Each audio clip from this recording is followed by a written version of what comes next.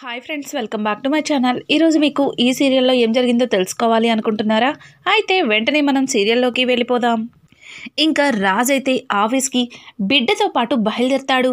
ఇంకా బిడ్డని తీసుకుని ఆఫీస్కి వెళ్తున్న రాజ్ని చూసి ఒక్కసారిగా ఆఫీస్లో వాళ్ళందరూ షాక్ అయిపోతారు. ఇక బిడ్డని అలాగే రాజ్ని ఆశ్చర్యంగా చూస్తుంటారు.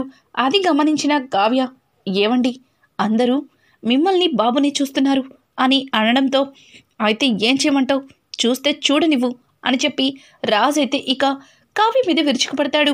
ఇంకా ఇంతలో శృతి అక్కడికి వచ్చి, గుడ్ మార్నింగ్ సార్, బాబు చాలా క్యూట్గా ఉన్నాడు, ఎవరు సార్ బాబు అని అడగడంతో, నీకు బాబు డీటెయిల్స్ కావాలా లేకపోతే ఈ ఆఫీస్లో వర్క్ చేసి శాలరీ కావాలా?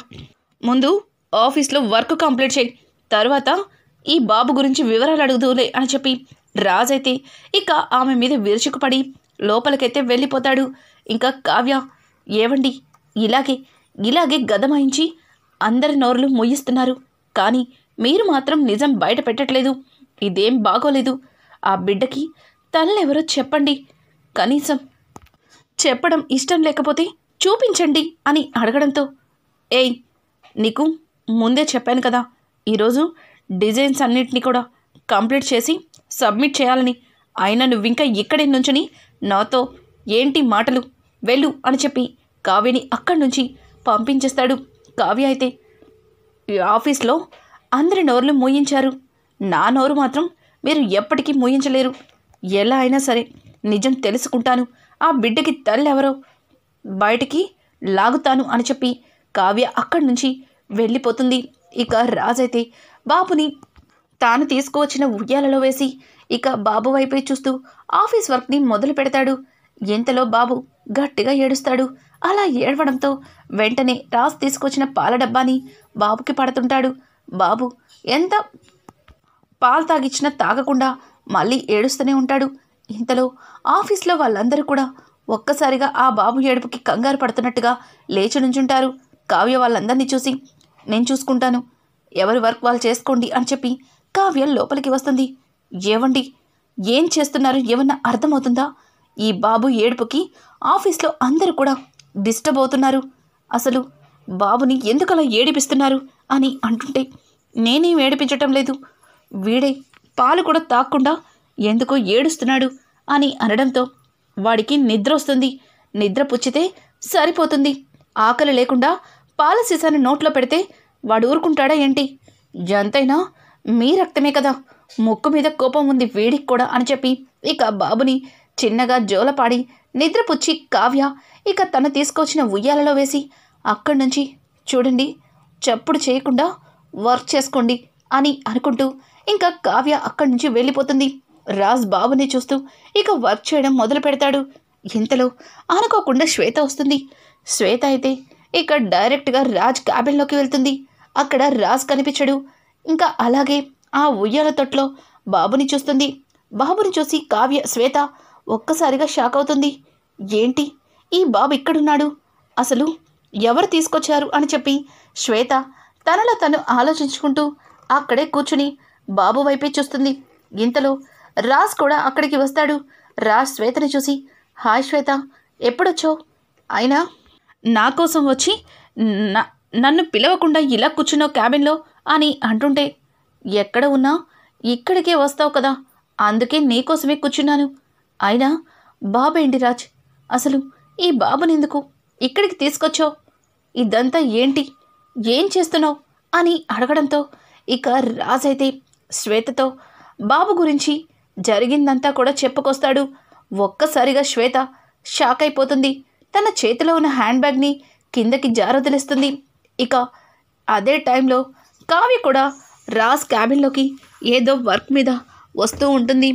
ఇంకా శ్వేత అదంతా విన్న తర్వాత, రాజ్ నువ్వు చేస్తుందేమీ బాగోలేదు, కావాలని కావ్యని ఇబ్బంది పెట్టడం కోసం ఈ బాబుని అక్కడికి తీసుకెళ్ళావు, తరువాత నువ్వు ఎంత పెద్ద పెద్ద దెబ్బలు ఎదురు పడతాయో నువ్వు ఊహించటం లేదు అని చెప్పి శ్వేత మాట్లాడుతుంటే ఇక శ్వేతకి రాజైతే, లేదు శ్వేత, నేను ఏమీ తప్పు చేయటం లేదు, నేను న్యాయమే చేస్తున్నాను, ఈ బిడ్డకి తన వాళ్ళని దగ్గర చేస్తున్నాను అని అంటుంటే రాజ్, నువ్వు ఈ బిడ్డకి తన వాళ్ళని దగ్గర చేస్తున్నావు, కానీ ఆ బిడ్డ ఎవరో ఏంటో తెలియకుండా ఎందుకు ఎందుకు నీ ఇంట్లో వాళ్ళు బిడ్డని ఆదరిస్తారు? నువ్వు తప్పు చేస్తున్నావు రాజ్. నీవు చేసిన తప్పులో భాగాన్ని కావ్యకి కూడా పంచుతున్నావు. తను నీ ప్రేమని కోరుకుంటుంది, నీతో సంతోషంగా కాపురం చేయాలని అనుకుంటుంది. కానీ నువ్వు అదంతా కాదని బిడ్డని తీసుకెళ్ళి నీ బిడ్డగా పరిచయం చేశావు. ఇదేమీ బాగోలేదు, ఒక్కసారి ఆలోచించు అని చెప్పి ఇక శ్వేత అయితే రాజ్తో మాట్లాడుతుంది. అనుకోకుండా కావ్య ఇక వీళ్ళిద్దరూ మాట్లాడుకున్న ప్రతి మాటని దొంగచాటుగా వినేస్తుంది. ఒక్కసారిగా కావ్య నిజం విని అక్కడికక్కడే కుప్ప కూలిపోతుంది. ఇంకా అలానే నేల మీద చతికిల పడిపోతుంది. ఇక రాజైతే, లేదు శ్వేత, లేదు, నిదానంగా ఈ బిడ్డెవరో వాళ్ళకి అర్థమవుతుంది. తరువాత ఈ బిడ్డ నా బిడ్డగా అందరికీ దగ్గరవుతాడు. ఇక వీడికి ఒక కుటుంబం ఏర్పడుతుంది. అప్పుడు కానీ నాకు సంతోషంగా ఉండదు, అప్పుడు కానీ నాకు మనశ్శాంతిగా ఉండదు అని చెప్పి రాజ్ చెప్తున్న మాటలకి శ్వేత, చూడు రాజ్, నువ్వు తీసుకున్న గోతులో నువ్వే పడుతున్నావేమో అని నాకెందుకో అనిపిస్తుంది. ఒక్కసారి ఆలోచించు. నువ్వు తీసుకున్న నిర్ణయం కరెక్ట్ కాదేమో, నువ్వు వెళ్ళే రూట్ రాంగ్ రూట్ ఏమో అని చెప్పి ఇక శ్వేత రాజ్తో చెప్తుంటే, లేదు శ్వేత, లేదు, నేను కరెక్ట్గానే వెళ్తున్నాను. ఈ బిడ్డకి అందరి ప్రేమ కావాలి, ఈ బిడ్డ అందరికీ దగ్గర అవ్వాలి అని చెప్పి ఇంకా శ్వేత రాజుల మాటలు విని కావ్యకి నోటి నుంచి మాట రాదు. ఇక కొద్దిసేపటికి కావ్య తన కన్నీళ్లు తుడుచుకుని అక్కడి నుంచి పైకి లేచి లోపలికైతే వస్తుంది. డిజైన్స్ పూర్తయిపోయినాయి, వీటిని ఎక్కడ పెట్టమంటారు అని చెప్పి కావ్య రాజ్ని అడగడంతో, రాజ్, డిజైన్స్ పూర్తయినాయా? అయితే దాన్ని శృతికిచ్చి మెయిల్ చేయమని చెప్పు అని చెప్పి ఇక శ్వేత అయితే కావ్య అయితే ఆ డిజైన్స్ను టేబుల్ మీద పెట్టి రాజ్ మాటలేమీ వినిపించుకోకుండా అక్కడి నుంచి వెళ్ళిపోతుంది. కావ్య అలా వెళ్ళిపోవడంతో రాజ్కి ఏమీ అర్థం కాదు. ఇక శ్వేత అయితే, రాజ్, నువ్వు నిజం చెప్పు, కావ్య నీ మీద ఎన్నో ఆశలు పెట్టుకుంది, తను నిన్ను ఎంతగానో ప్రేమిస్తుంది, నీ మీద ఎన్నో ఆశలు పెట్టుకుంది, తనకన్నా నిజం చెప్పు, ఆ బిడ్డ నీ బిడ్డ కాదని తనకి చెప్పు అని చెప్పడంతో రాజ్, చెప్తా, కానీ దానికి టైం ఉంది, ఖచ్చితంగా తనకే ఫస్ట్, అందరికంటే తనకి నిజం చెప్తాను అని చెప్పి ఇక రాజ్ అయితే శ్వేతతో అంటుంటాడు. కానీ కావ్య మాత్రం ఆఫీస్లో వర్క్ మొత్తం కంప్లీట్ చేసి ఇక అక్కడి నుంచి హ్యాండ్ బ్యాగ్ వేసుకొని ఒంటరిగా వెళ్ళిపోతుంటుంది. ఇక కావ్య అలా వెళ్ళిపోవడంతో రాజ్ అనుకున్నట్లుగానే డిజైన్స్ని సబ్మిట్ చేస్తాడు. ఇక రాజ్ 100 కోట్ల ప్రాజెక్ట్ని సంపాదిస్తాడు. ఒక్కసారిగా అంత పెద్ద ప్రాజెక్ట్ రావడంతో రాజ్ ఆనందానికి అవధులు ఉండవు. ఇక బిడ్డ గురించి, అలాగే అసలు ఆ బిడ్డ ఎవరి బిడ్డ అన్న నిజాన్ని కళావతికి ఈరోజే చెప్పేస్తాను అని చెప్పి రాజ్ తన మనసులో నిర్ణయం తీసుకుంటాడు. ఆఫీస్లో చూస్తే కావ్య కనిపించదు. శృతి దగ్గరికి వెళ్ళి, మేడం ఎక్కడుంది అని అడగడంతో, సార్, మేడం డిజైన్స్ని సబ్మిట్ చేసి మేడం వెళ్ళిపోయారు అని చెప్పడంతో, ఏంటి, కళావతి వెళ్ళిపోయిందా? ఎక్కడికి వెళ్ళింది? అయినా నాకు చెప్పకుండా వెళ్ళిపోవడం ఏంటి అని చెప్పి రాజ్ తన మనసులో అనుకుంటూ ఇంకా రాజ్ అయితే బిడ్డని తీసుకుని ఇంటికైతే బయలుదేరుతాడు. ఇంటికి వెళ్ళిన రాజ్కి ప్రకాశం అయితే, కంగ్రాట్స్ రాజ్, ₹1 కోటి నష్టం వచ్చిందని ఇక్కడ కొంతమంది నిన్ను చాలా అంటే చాలా అవమానించారు. కానీ ఇప్పుడు 100 కోట్ల ప్రాజెక్ట్ని సంపాదించావు. ₹1 కోటికి 100 రెట్లు ఎక్కువ తీసుకొచ్చావు. మరి ఇప్పుడేంటి, ఎవరు నోరు విప్పటం లేదు, మాట్లాడండి అని చెప్పి ప్రకాశం అయితే ఇంట్లో అందరికీ కూడా గడ్డి పెడుతుంటాడు.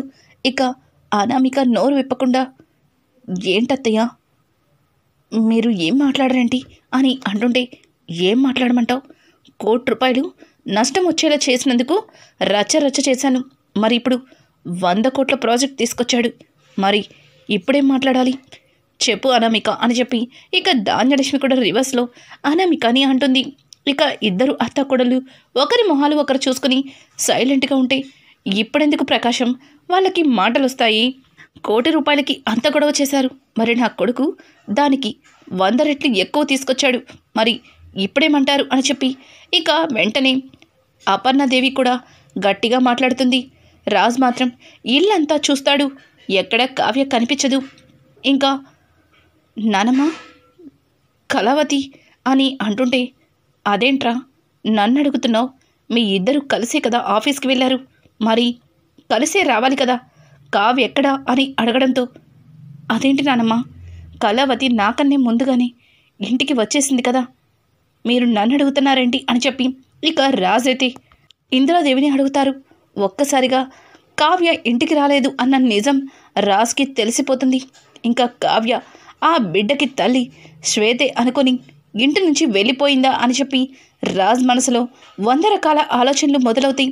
ఇంకా రుద్రాణి అయితే, అదేంటి 100 కోట్ల ప్రాజెక్ట్ రావడం ఏంటి, ప్రాజెక్ట్ వచ్చిన తర్వాత కావ్య ఇంటికి రాకపోవడం ఏంటి, అసలు ఈ బిడ్డకి తల్లెవరో తెలుసుకున్న తరువాత కదా కావ్య ఇంటి నుంచి బయటికి వెళ్ళాలి, నిజం తెలియకుండానే కావ్య ఎందుకు వెళ్ళింది అంటే నిజం కావ్యకి తెలిసిపోయిందా అని చెప్పి రుద్రాణి అయితే ఇంట్లో లేనిపోని అనుమానాన్ని క్రియేట్ చేస్తుంది.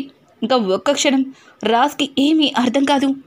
వెంటనే రాజ్, కళావతి ఇంటికి రాలేదా అంటే కళావతి శ్వేత వాళ్ళ ఇంటికి వెళ్ళిందా అని చెప్పి వెంటనే రాజ్ ఆ బిడ్డని తీసుకుని శ్వేత ఇంటికి వెళ్తాడు. కానీ ఇంట్లో శ్వేత మాత్రమే కనిపిస్తుంది. శ్వేత రాజ్ని చూసి, ఏమైంది రాజ్, ఇలా వచ్చావు? ఇప్పుడే కదా ఆఫీస్ నుంచి నేను ఇంటికి వచ్చాను, మళ్ళీ వచ్చావేంటి, నాతో ఏమన్నా చెప్పాలా అని అడగడంతో, అది కాదు శ్వేత, కళావతి ఏమన్నా వచ్చిందేమో అని అంటుంటే, ఏం మాట్లాడుతున్నావు రాజ్, నేనున్నప్పుడే కదా కావ్య నీకు డిజైన్స్ని ఇచ్చింది, వాటిని మెయిల్ చేయమని నువ్వే చెప్పావు, మరి కావ్య ఇక్కడికి ఎందుకు వస్తుంది అని అడగడంతో, కావ్య ఇక్కడికి రాలేదా అంటే ఎక్కడికి వెళ్ళింది, అసలు ఏం చెప్పకుండా తను ఎక్కడికి వెళ్ళదే, ఏదో జరిగింది అని చెప్పి ఇక రాజ్కి అనుమానం వస్తుంది. ఈ బిడ్డని నీ దగ్గర ఉంచు, నేను మళ్ళీ వస్తాను అని చెప్పి శ్వేతకి బాబుని అప్పచెప్పి ఇక రాజైతే కావ్య కోసం కావ్య వాళ్ళ పుట్టింటికైతే వెళ్తాడు. కానీ కావ్య ఏమీ లేనట్టుగా, అసలు తన మనసులో బాధ అనేదే లేనట్టుగా వాళ్ళ నాన్నకి బొమ్మలకి రంగులు వేస్తూ కనిపిస్తుంది. ఒక్కసారిగా రాజ్ కావ్యని అక్కడ చూసి అమ్మయ్య అని గుండెల మీద చెయ్యి వేసుకుంటాడు. కళావతి, నువ్వేంటి ఇక్కడున్నావు, అసలు ఒక్క మాట కూడా చెప్పలేదు, చెప్తే నేనే డ్రాప్ చేసేవాడిని కదా, అయినా ఇలా చెప్పా చేయకుండా ఇక్కడికి వచ్చేసావేంటి, నీకోసం ఎంత కంగారు పడ్డానో తెలుసా, రా ఇంటికి వెళ్దాం అని చెప్పి రాజైతే కావ్యని పిలుస్తుంటాడు. కావ్య, ఇంటికా, ఏ ఇంటికి, ఎక్కడికి అని అడగడంతో ఒక్కసారిగా ఆ ఇంటికి నాకు ఈ రోజుతో బంధాలు తెగిపోయాయని నాకు అర్థమైపోయింది. ఇక ఆ ఇంటికి నేను ఎప్పుడో వీడ్కోలు పలికేసి మా ఇంటికి వచ్చేసాను అని చెప్పడంతో, ఏం మాట్లాడుతున్నావు కళావతి, నీకు నాకు మధ్యలో ఇంకా విడాకులేమీ జరగలేదు, ఏం జరిగిందని నువ్వు ఇంత పెద్ద నిర్ణయం తీసుకున్నావు అని అడగడంతో, ఏం జరగనక్కర్లేదు, మీరు, మీ బిడ్డ, ఆ బిడ్డకి తల్లి, అందరూ మీ కుటుంబంతో సంతోషంగా ఉండండి, నేనే నా తలరాత బాగోక నాకు నా జీవితానికి ఇలా జరిగిందేమో అనుకుంటాను, ప్లీజ్ దయచేసి నన్ను ఇలా వదిలేయండి, వెళ్ళిపోండి ఇక్కడి నుంచి అని చెప్పి ఇక కావ్య అయితే రాజ్ మోహం మీద తలుపులు వేసి లోపలికి వెళ్ళిపోతుంది. ఇంకా బయటే ఉన్న కృష్ణమూర్తి రాజ్ వైపు అలానే చూస్తాడు. ఏంటండి, తను అలా మాట్లాడుతుంటే మీరు ఒక్క మాట కూడా మాట్లాడటం లేదు, మీరేం మాట్లాడరా చెప్పండి అని అడగడంతో, మాట్లాడడానికి ఏముంది బాబు, మాట్లాడే అవకాశమే నేను ఎప్పుడో కోల్పోయాను, నా బిడ్డని మీ చేతిలో పెట్టిన రోజే నేను చాలా పెద్ద తప్పు చేశానని నాకు అర్థమైంది, తప్పు చేసిన వాళ్ళకి మాట్లాడే హక్కు ఉందా, లేదు, నా కూతురు కరెక్ట్ నిర్ణయమే తీసుకుంది, దయచేసి ఇక్కడి నుంచి వెళ్ళిపోండి అని చెప్పి కృష్ణమూర్తి ఏమీ పట్టనట్టుగా బొమ్మల్ని సర్దుకుంటుంటాడు. ఇక కనకమైతే, బాబు, మమ్మల్ని మా కుటుంబాన్ని ప్రశాంతంగా వదిలిపెట్టండి, దయచేసి మీరు ఇక్కడి నుంచి వెళ్ళండి అని చెప్పి ఇక కనకమైతే రాజ్ని వెళ్ళిపోమ్మని 2 చేతులు జోడించి నమస్కారం పెడుతుంది. మీరు మీరు నిజమేంటో తెలియక ఇలా మాట్లాడుతున్నారు? ఒక్కసారి నా మాట వినండి కళావతి, తలుపు తీ కళావతి, నేను చెప్పేది కాస్త విను అని చెప్పడంతో ఇక కావ్య అయితే అక్కడే అలాగే తలుపుకి చెరపడి కుమిలి కుమిలి ఏడుస్తుంది. ఇంకా రాజ్ అయితే చాలా నిస్సహాయంగా తల కిందకి దించుకొని అక్కడి నుంచి వెళ్ళిపోతుంటాడు.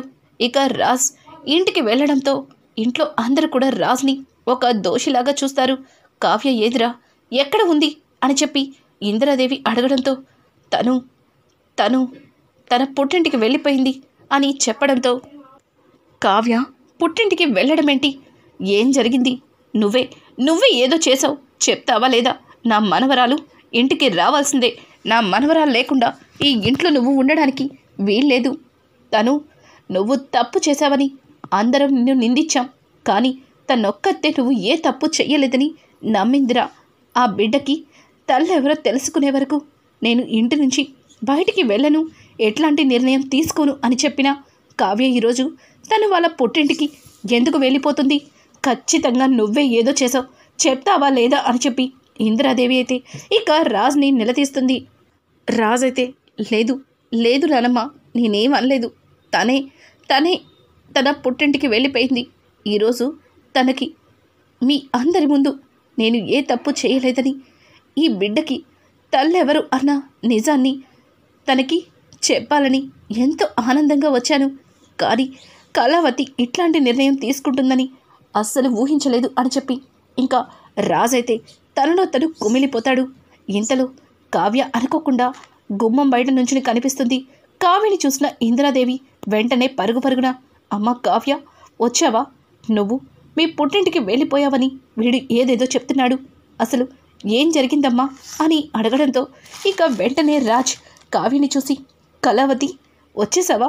నువ్వు కూడా నన్ను వీళ్ళలాగే అపార్థం చేసుకున్నావు అనుకున్నాను, కానీ నువ్వు నన్ను అర్థం చేసుకుంటావని నాకు తెలుసు, నువ్వు నా కోసం వస్తావని నాకు తెలుసు అని చెప్పి ఇక రాజ్ అంటుంటే, నేనేమి మీకోసం రాలేదు, ఈ కుటుంబం కోసం వచ్చాను, అలాగే తల్లి లేని ఈ బిడ్డ కోసం వచ్చాను అని చెప్పి కావ్య రాజ్ చేతిలో ఉన్న బిడ్డని ఎత్తుకుని ఇక తన గదిలోకి వెళ్ళిపోతుంది. కావ్య ఎందుకు అలా మాట్లాడిందో, అసలు కావ్య మనసులో ఏముందో, కావ్య అలాగే రాను అని కనకం ఇంట్లో తలుపులేసుకున్న కావ్య వచ్చి రాజ్ చేతిలో ఉన్న బిడ్డని తీసుకుని తన గదిలోకి వెళ్ళిపోవడమేంటో రాజ్కి ఏమీ అర్థం కాదు. ఇంకా ఇంట్లో కుటుంబం కూడా అలాగే రాజ్ వైపు ఆశ్చర్యంగా చూస్తుంది. నాన్న రాజ్, ఏమైందిరా? కావ్య ఎందుకు అలా మాట్లాడుతుంది?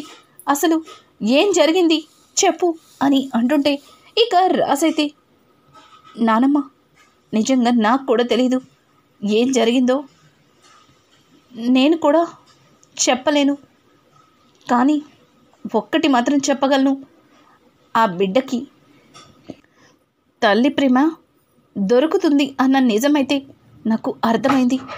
బిడ్డని తల్లి కంటే ప్రేమగా చూసుకుంటుంది కళావతి అన్న నమ్మకమైతే వచ్చింది అని చెప్పి రాజ్ మాట్లాడుతుంటే, అత్తయ్య వీళ్ళు ఏం మాట్లాడుతున్నారు? అసలు వీళ్ళేం మాట్లాడుతున్నారో నాకేమీ అర్థం కావట్లేదు. అసలు రాజ్ ఎందుకు ఇలా మాట్లాడుతున్నాడు? ఆ కావ్య ఎందుకు అలా మాట్లాడుతూ వెళ్ళిపోయింది? అసలు ఏమైందో నాకు అర్థం కావట్లేదు అని చెప్పి అపర్ణ అంటుంటే ఇక ఇంతలో కావ్య లోపల నుంచి కొన్ని పేపర్లని ఫొటోస్ని తీసుకుని బయటకైతే వస్తుంది. వాటిని అందరి ముందు పెట్టి కావ్య నిజాన్ని బయట పెడుతుంది. అలాగే ఆ బిడ్డకి రాజ్కి ఉన్న సంబంధం ఏంటో అందరి ముందు బయట పెట్టడంతో ఒక్కసారిగా అపర్ణాదేవి అయితే కుప్పకూలిపోతుంది. ఇంకా రాజ్ అయితే నిజం ఎలా తెలిసిందా అన్నట్టుగా కావ్య వైపు అలాగే ఆశ్చర్యంగా చూస్తాడు. ఇంకా రాబోయే ఎపిసోడ్స్లో రాజ్కి బిడ్డకి ఉన్న సంబంధం కావ్యకి ఎలా తెలిసింది? అసలు కావ్య నిజాన్ని ఎలా తెలుసుకోగలిగింది? మరి కావ్య వాళ్ళ పుట్టింటికి ఎందుకు వెళ్ళింది? ఇంటికి వచ్చిన రాజ్నెందుకు వెళ్ళగొట్టింది? ఈ మధ్యలోనే కావ్యకి ఏం జరిగింది అన్న నిజాన్ని రానున్న ఎపిసోడ్స్లో మీరు తెలుసుకోవాలి అనుకుంటే మా ఛానల్ని సబ్స్క్రైబ్ చేసుకోవడం మాత్రం మర్చిపోకండి. Thanks for watching. Hi friends, welcome back to my channel.